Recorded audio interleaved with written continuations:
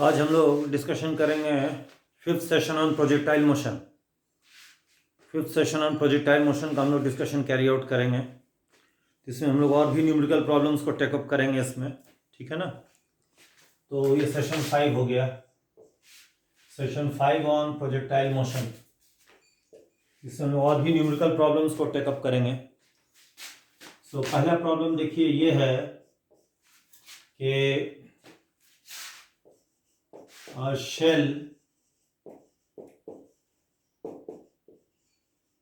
is thrown from ground with initial speed u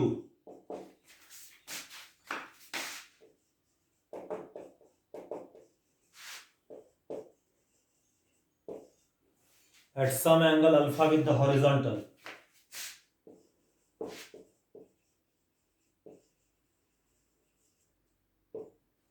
Alpha with the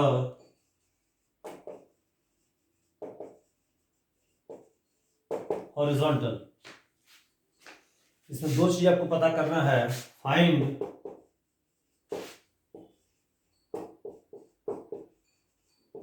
the time after which the velocity of the shell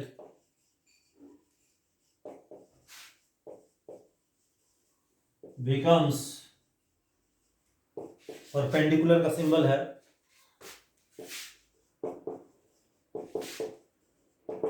to its initial value.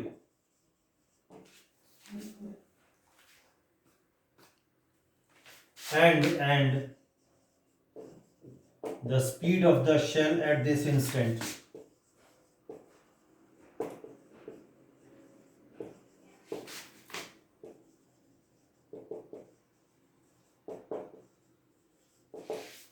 ये हमको दो चीज़ से पता करना है, ठीक है ना। अच्छा, इसको हम मिटा देते हैं, ठीक है।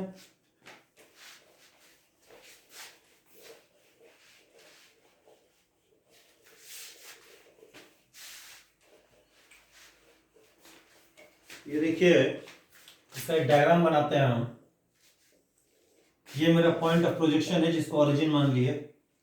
ये मेरा एक्स एक्सिस है, ये मेरा वाई एक्सिस है। X Y plane is the plane of motion of the shell. यहाँ से शेल को फेंका गया यू स्पीड से एट एन एंगल अल्फा। हम जानते हैं ये पैराबोलिक पाथ में जाएगा, it will go in a parabolic path. तो कुछ देर के बाद इसका वेलोसिटी जो होगा इनिशियल वेलोसिटी के परपेंडिकुलर होगा।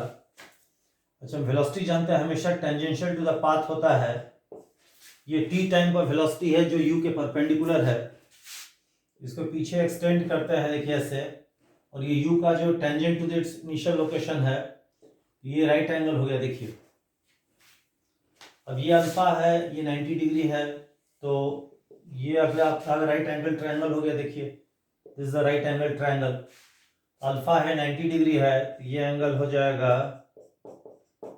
π/2 माइनस अल्फा हो जाएगा। अच्छा, ये टी टाइम पर ये वेलोसिटी है जो कि टेंजेंट टू द पाथ है। यहाँ से पैरेलल लाइन बना दिए, ये π/2 माइनस अल्फा है, तो ये एंगल भी π/2 माइनस अल्फा होगा। ऑल्टरनेट एंगल्स है ना। v का x कंपोनेंट ये हो जाएगा vx, वो तो वही होगा जो u cos अल्फा होगा, ताकि प्रोजेक्टाइल मोशन का प्रॉपर्टी है वो। vx is equal to just u cos alpha. vx u cos alpha के बराबर हो गया। अच्छा, इसका डाउनवर्ड वेलोसिटी कंपोनेंट होगा इधर vy। अच्छा, अब देख लीजिए vy में vx होगा, इस चीज को कंप्लीट कर देते हैं। देखिए ऐसे ये एंगल भी होगा π/2 minus alpha. This by this, इसमें 10 π/2 माइनस अल्फा होगा। vy/vx is equal to 10 π/2 minus alpha, यानी कि कॉट अल्फा हो जाएगा। तो vy हो जाएगा vx कॉट अल्फा, और vx मेरा हमको पता है u cos अल्फा होता है throughout. u cos alpha into cot alpha. ये देखिए ये vy हो गया, इसका डायरेक्शन डाउनवर्ड है, ठीक है। अच्छा, अब हमको पता करना है किस टाइम इंस्टेंट पर भी आपका यू के परपेंडिकुलर होगा, ये पूछा है। तो हम जानते हैं कि वाई डायरेक्शन में उसका एक्सेलरेशन कांस्टेंट है जी, कांस्टेंट, वो डाउनवर्ड डायरेक्शन में। तो हम लोग क्या करते हैं, वाई डायरेक्शन में वो फॉर्मूला लगाएंगे v बराबर u प्लस ए टी। तो वी वाई को लिखेंगे u i plus a y t. इसमें v y u y a y सब साइन के साथ है। तो इस डायग्राम के अनुसार वी वाई जो यहाँ होगा मेरा वो नेगेटिव होगा, काहे कि हम लोग ऊपर पॉजिटिव माने हैं। यू वाई मेरा पॉजिटिव होगा और ए वाई मेरा नेगेटिव होगा। ठीक है ना, फाइन। अच्छा, इसको मिटा देते हैं डायग्राम को, ठीक है।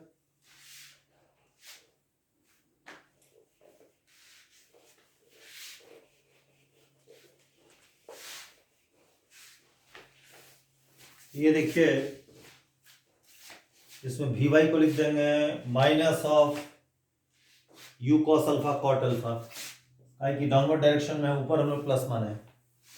You cos alpha into cot alpha, u y लिखाएगा यू साइन अल्फा, यू का इनिशियल वाई कंपोनेंट जो कि u sine alpha upward direction था उसको प्लस लिए हैं, इसलिए यू वाई मेरा लिखाएगा यू साइन अल्फा।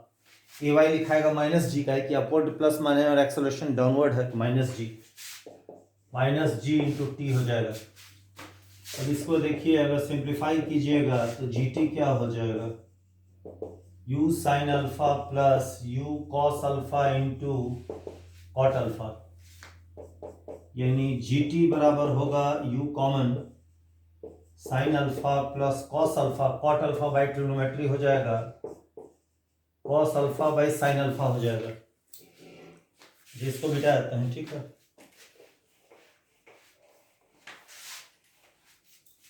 तो इंप्लाई करेगा जी टी होगा you times sign plus into sine, sine square alpha होगा प्लस कॉस स्क्वायर अल्फा होगा बाई साइन अल्फा होगा।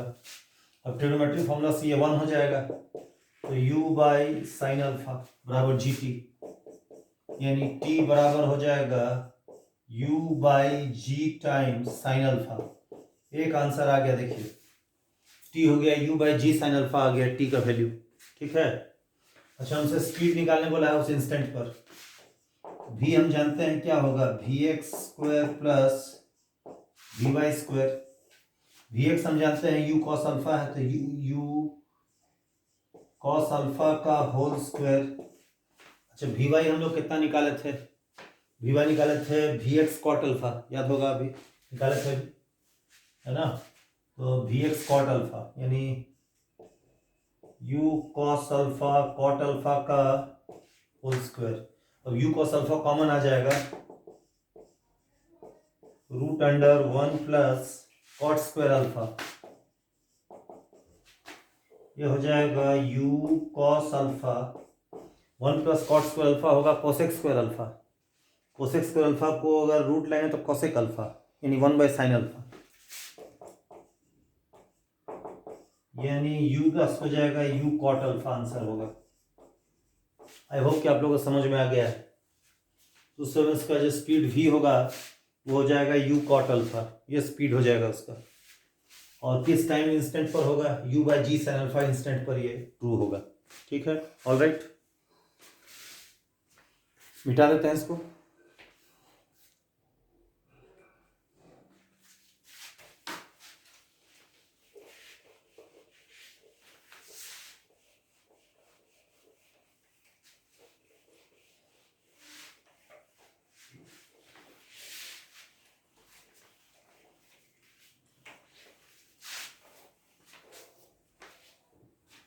अच्छा, हम लोग जरा नेक्स्ट प्रॉब्लम टेकअप करेंगे।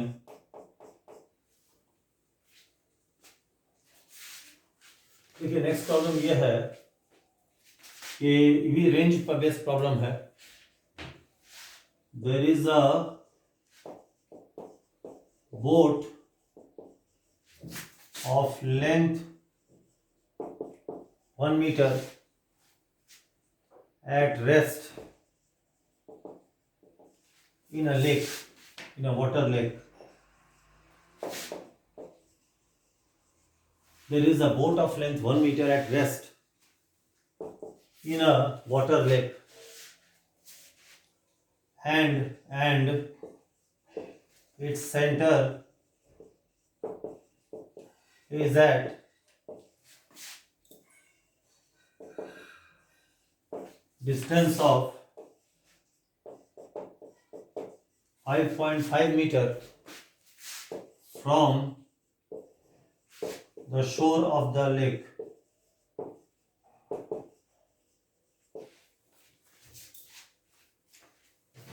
A person stands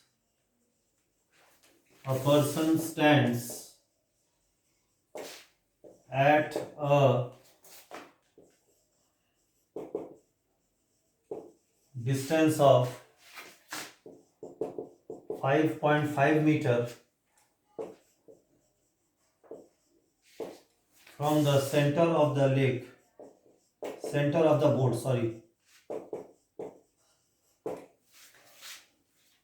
on the shore.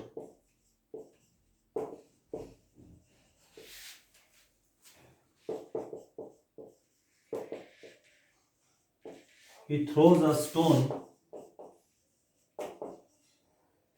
at a speed of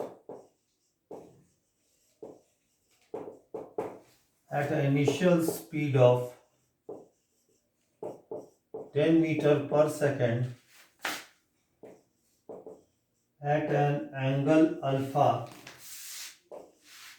with the horizontal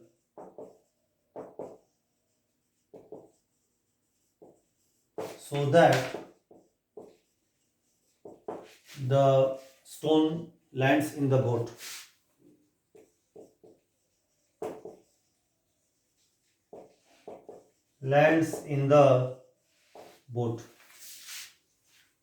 So find the range of values of alpha for this to be true.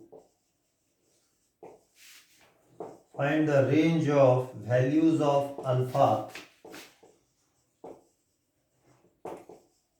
for this to be true. और ये assume करना है that the point of projection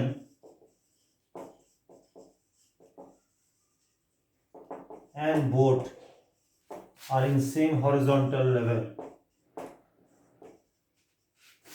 are in same horizontal level, are in the same horizontal level. ये मान के चलना है, ठीक है।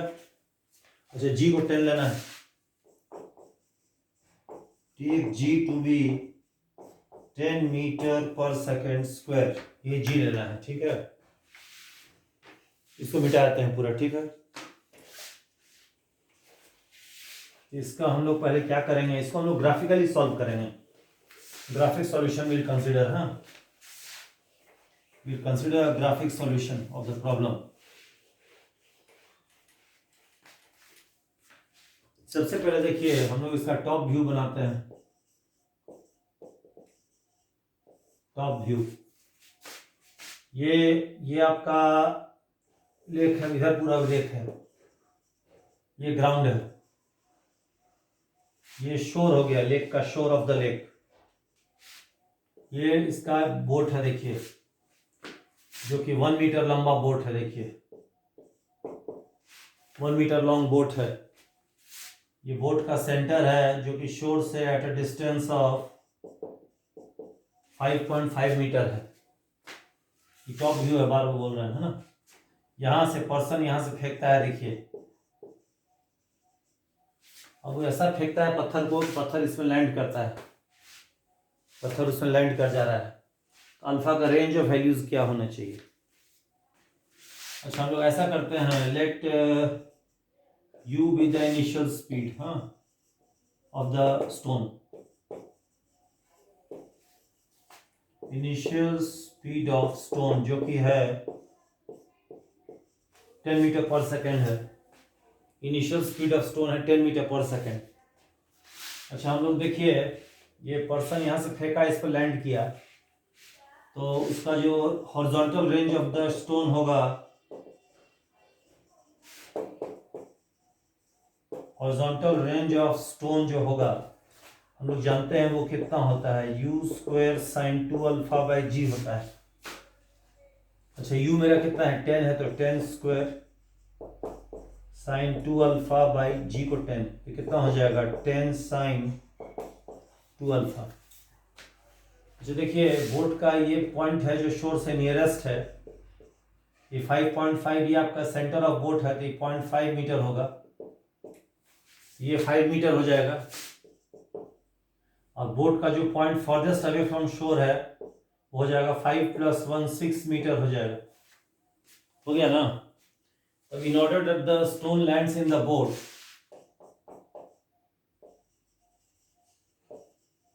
That stone lands in boat, उसका कंडीशन ये होना चाहिए कि शेल का जो हॉरिजॉन्टल रेंज है उसको 5 और 6 के बीच लाई करना चाहिए।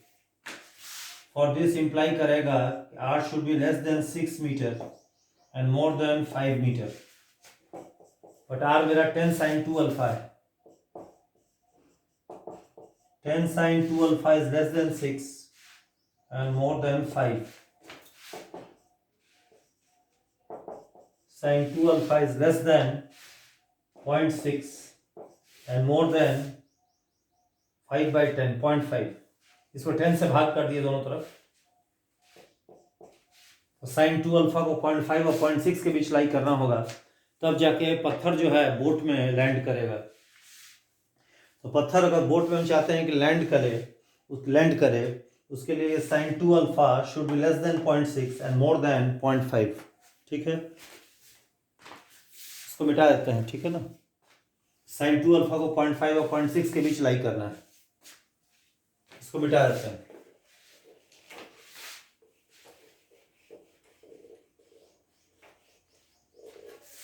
तो देखिए क्या करते हैं हम लोग, इसका ग्राफिक सॉल्यूशन लेते हैं। ग्राफिक सॉल्यूशन,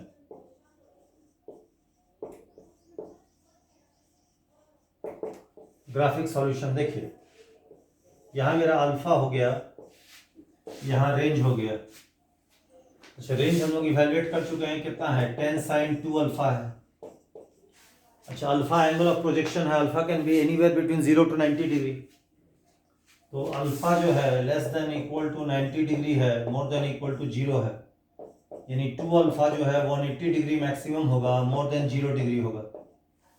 ठीक है ना, ये देखिए अल्फा 0 डिग्री है, अल्फा का मैक्सिमम वैल्यू 90 डिग्री है, और रेंज मेरा 10 साइन 2 अल्फा है, और रेंज मैक्सिमम होगा जब साइन 2 अल्फा + 1 होगा, यानी 2 अल्फा 90 डिग्री होगा, यानी अल्फा 45 डिग्री होगा। अल्फा 45 डिग्री यहाँ पर है, देखिए यहाँ जाके रेंज मैक्सिमम होगा, रेंज का मैक्सिमम वैल्यू क्या हो जाएगा 10 मीटर होगा। ये देखिए ऐसे लाइक दिस, देखिए ऐसे, ये हाफ साइन लूप है, ये half sine loop,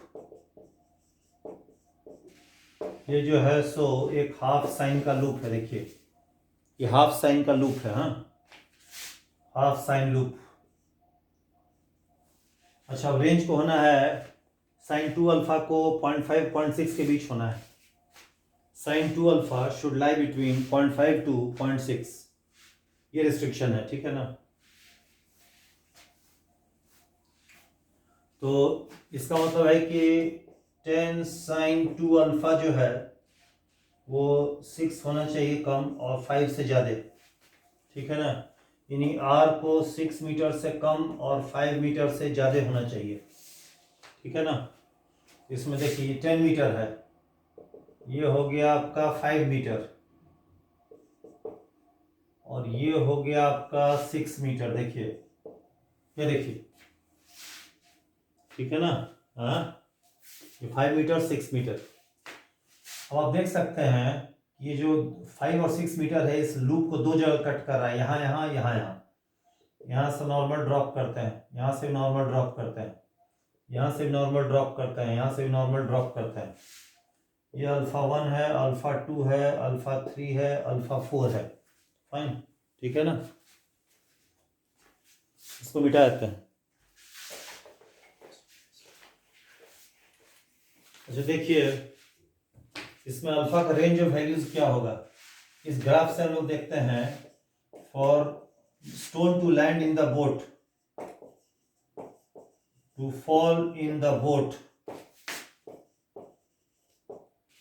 it is necessary कि अल्फा या तो अल्फा 2 से कम हो, अल्फा 1 से बड़ा हो, और अल्फा आपका अल्फा 4 से छोटा हो, अल्फा 3 से बड़ा हो।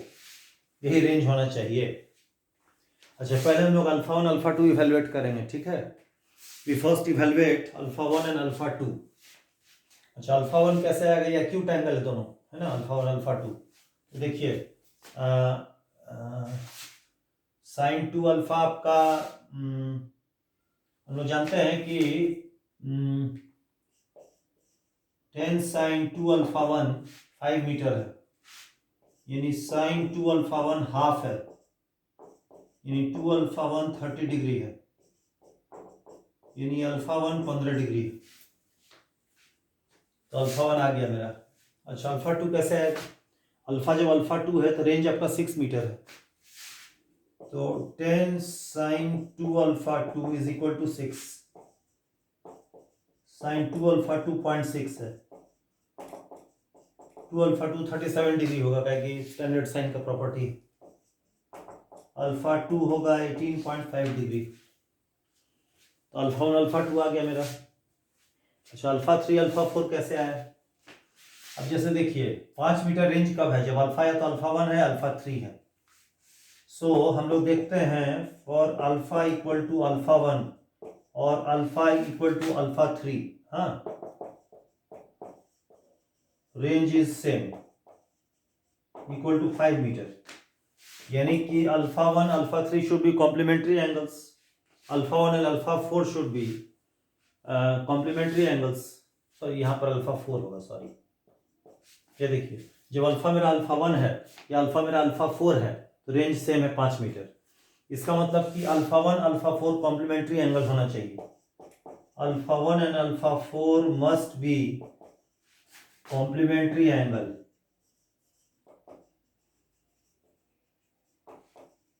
दे मस्ट बी कॉम्प्लीमेंट्री एंगल, यानी कि अल्फा 4 मेरा हो जाएगा 90 डिग्री माइनस अल्फा 1, यानी 75 डिग्री। एक आंसर आ गया। फिर आंसर नहीं आया अभी खाली हम लोग को वैल्यू आया है अल्फा 4। अच्छा, how to find alpha 2 and alpha 3, इसको भी निकालना होगा। अच्छा, अब इसमें देखिए, जब अल्फा मेरा अल्फा 2 है या अल्फा मेरा अल्फा 3 है तो रेंज मेरा 6 मीटर है। सो हम लोग यहाँ लिखेंगे, देखिए अल्फा 2 ला चुके हैं। तो when alpha is equal to alpha 2 और alpha is equal to alpha 3, range is same, equal to 6 metre, imply करेगा alpha 2 and alpha 3 should be complementary angles.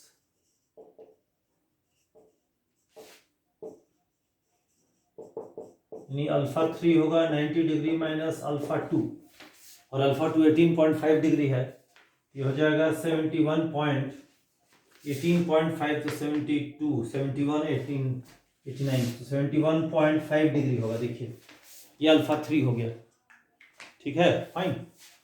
अच्छा, अब इसको मिटा दें, बोलिए इसको मिटा देते हैं। तो हम लोग को सॉल्यूशन ये आया कि कंप्लीट आंसर क्या लिखाएगा, या तो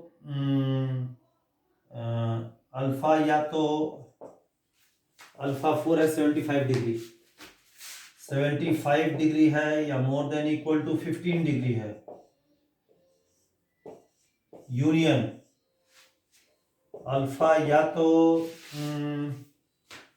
अल्फा 4 नहीं अल्फा 3 हम लोग का 71.5 डिग्री है।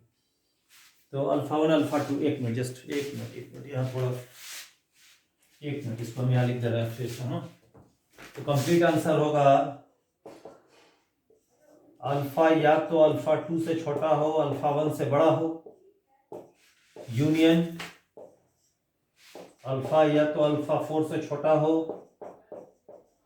अल्फा 3 से बड़ा हो, यानी कि alpha 1 should less than equal to alpha 2 18.5 degree and more than equal to 15 degree. Union alpha 3 alpha 4। Alpha 1 में रहा था तो alpha less than equal to 75 degree and more than equal to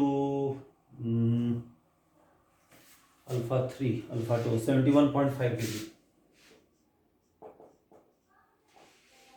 ये जाके इसका रिक्वायर्ड आंसर हो जाएगा। देखिए ये इसका फाइनल आंसर होगा। अल्फा का रेंज होना चाहिए या तो अल्फा 71.5 और 75 के बीच हो या 15 और 18.5 के बीच हो। समझ गए? तब जाके आपका रिक्वायर्ड प्रॉब्लम सॉल्व हो जाएगा।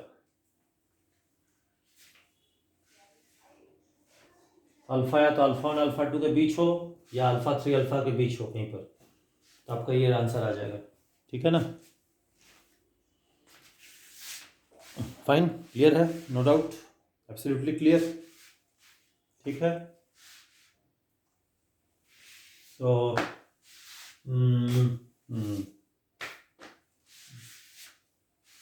5 डिग्री। ठीक है, क्लियर है एकदम। मिटा देते हैं।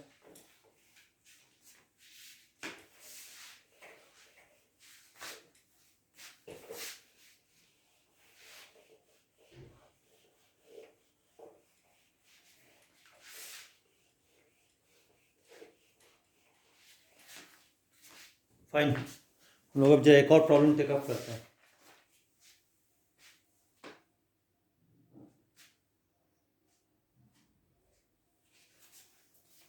ठीक है, अच्छा हम लोग एक और प्रॉब्लम टेकअप करेंगे। देखिए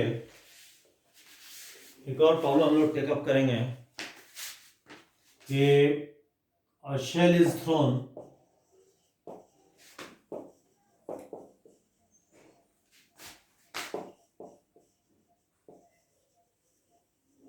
from ground.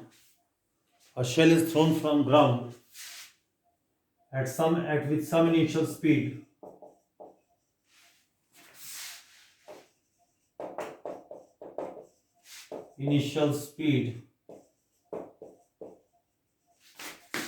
at some angle alpha, so that it just grazes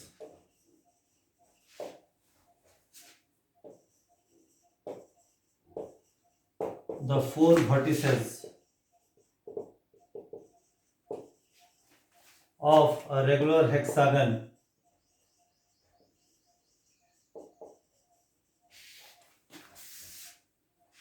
in vertical plane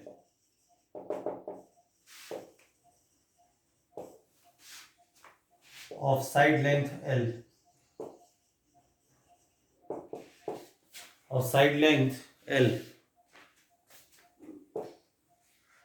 To find the range of the shell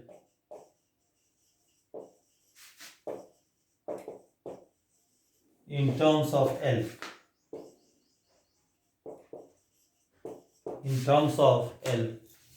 shell का रेंज बताना है L के टर्म्स में। ठीक है, इसको मिटा देते हैं।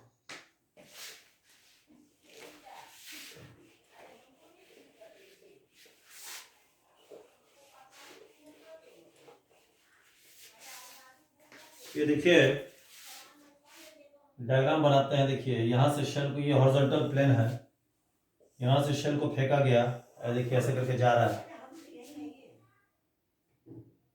ये देखिए ये हेक्सागन है,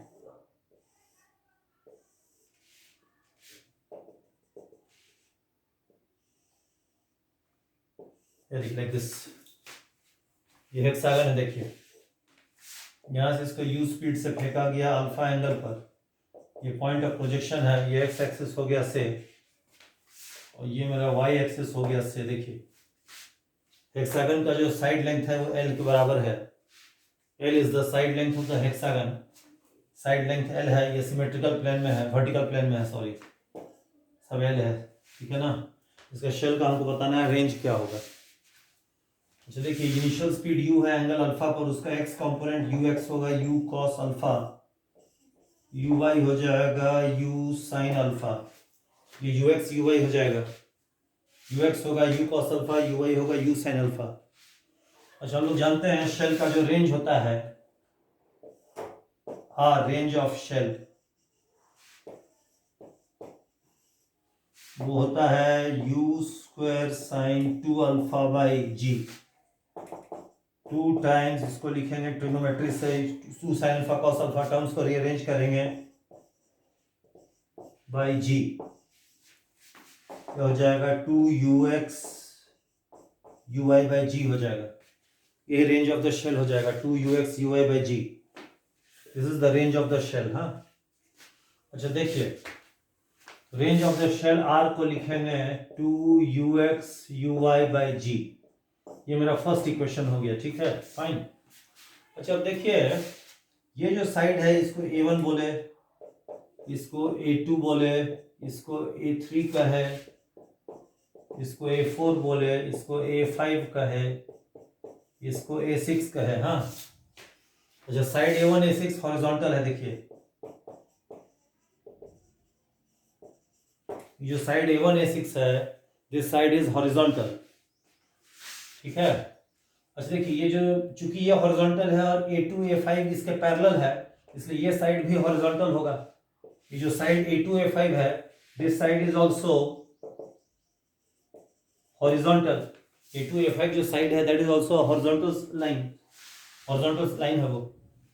अच्छा देखिए, जब शेल यहाँ आएगा उस समय उसका वेलोसिटी का कुछ x कंपोनेंट होगा, वो तो वही होगा जो यहाँ का था ux, और यहाँ इसको हम लेट्स कॉल इट से vx1, या लेट्स कॉल इट से, इसको हम लोग कॉल करते हैं ux1। हाँ,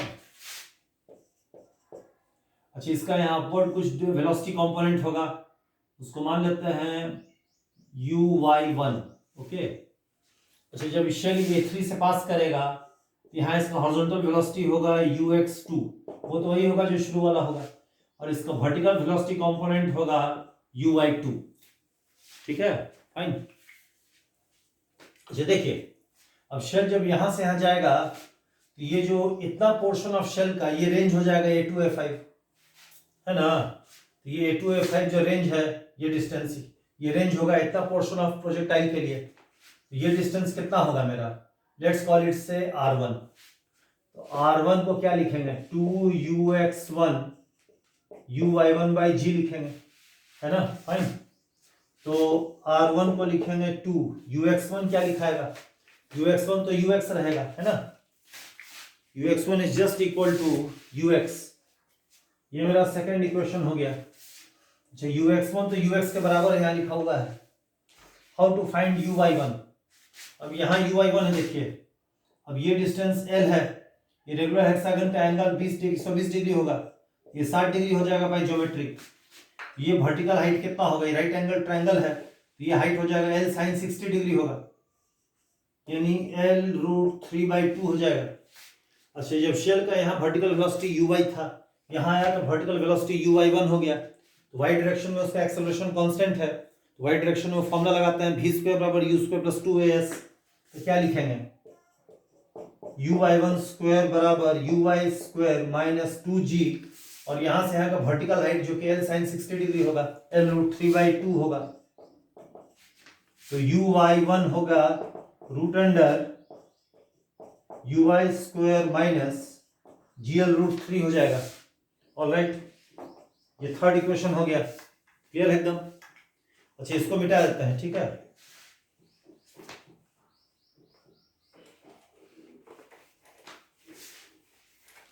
अच्छा अब uy1 आ गया, देखिए √uy² - gl√3 आ गया uy1।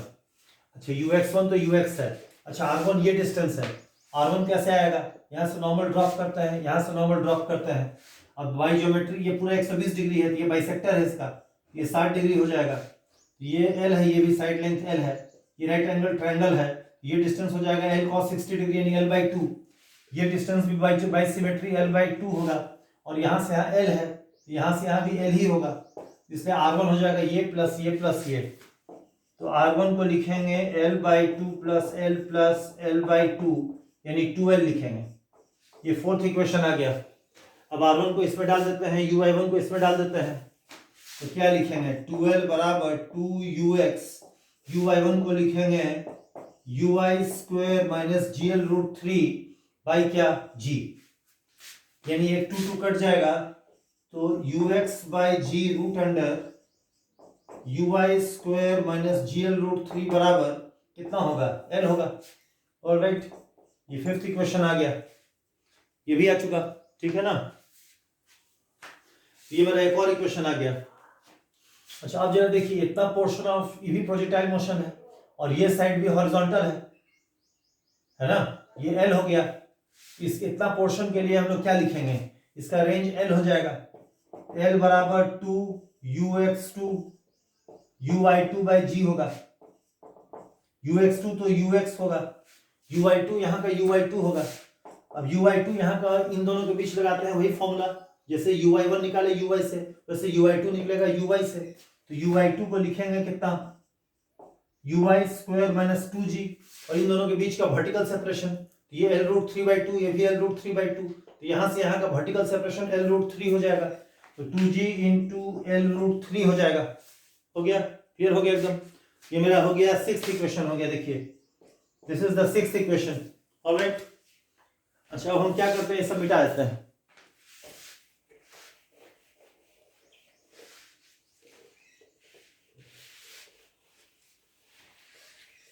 तो देखिए हमको क्या क्या रेलेवेंट इक्वेशंस मिला, आर बराबर two u x u y by g, दूसरा मिला एल बराबर दिस मच, एल बराबर u x into root under u i square minus g L root three by g, और लास्ट इक्वेशन ये मिला, L बराबर two u x by two u x by हो गया आपका g root under u i square minus two g L root three हो गया। इसे देखिए इस इक्वेशन से और इस इक्वेशन से हम लोग डिवाइड करते हैं, दोनों इक्वेट करते हैं, तो ये एल है ये भी एल है, तो ये दोनों सेम होना चाहिए। तो u x by g root under u i square minus g L root three, u x by g तो टू टाइम्स रूट अंडर ये two u x by g यहां भी लिखाएगा, टू टाइम्स हो गया u x by g root under u i square minus two g L root three. अब इसका देख लीजिए u x by g cut गया, स्क्वायर कर दिया इसको, you i square minus g L root three, four g y square minus four u i square minus eight g L root three, three u i square बराबर seven g L root three, तो u i square हो गया seven g L by root three हो गया you i square. Alright, अब हमको चाहिए क्या, यू आई आ चुका, यू आई आ गया, हम लोग अब क्या करते हैं, इन दोनों इक्वेशन को डिवाइड करते हैं, तो आर बाई एल क्या लिखाएगा, two u x u i by g upon u x by g u i square minus g L root three, u x by g cut गया, बच गया क्या, two u i by root under u i square minus g L root three. Fine, और ये देखिए यानी कि are by L मेरा आ गया, यू आई को डिवाइड कर देते हैं, two times root under one minus g L root three by u i square, R by L बराबर two times root under one minus g L root three, u i square कितना आया था, seven g L by root three, यानी कि ये हो जाएगा two by root under g L cut गया, रूट थ्री ऊपर आ गया, one minus three by seven, यानी आर बाई एल हो गया two by into root seven by four, root four तो टू यानी रूट सेवन, यानी आर बराबर एल रूट सेवन, यही जाके इसका रिक्वायर्ड आंसर होगा। देखिए तो आंसर हो जाएगा r बराबर L√7, यही रिक्वायर्ड आंसर होगा। फाइन। तो देखिए रेंज का एक और प्रॉब्लम हम डील कर दिए हैं। It was quite a good problem, not a bad problem, अच्छा ही प्रॉब्लम बोलिएगा इसको। ये हम आपको बता दिए इतना सारा, ठीक है ना। ये आपका 5th वीडियो था। 5th वीडियो में आप लोग इस टाइप का प्रॉब्लम डिस्कस किए। अब नेक्स्ट वीडियो में से कंटिन्यूएशन में और हम लोग प्रॉब्लम्स टेकअप करेंगे, ठीक है ना। तो अब इसको यहीं पर क्लोज कर दीजिए। अच्छा, इस वीडियो का भी लिंक जो होगा, प्रीवियस वीडियोस का भी लिंक डाल देंगे इसमें। ये 5th वीडियो है प्रोजेक्टाइल पर, इसका जो रिमेनिंग पहला 4 वीडियो था प्रोजेक्टाइल, उसको भी उसका लिंक भी इसमें डाल दिया जाएगा, उसको आप रेफर कर सकते हैं। इस प्रॉब्लम को अच्छा से गो थ्रू कीजिए। देखिए इसमें आपको और भी चीज निकाल सकते हैं, जैसे UI निकाल सकते हैं, UX निकाल सकते हैं, अल्फा निकाल सकते हैं, तो उससे सारा क्वांटिटीज इवेलुएट हो जाएगा। अब ठीक है, इसको यहाँ क्लोज कर दीजिए। ऑलराइट, ठीक।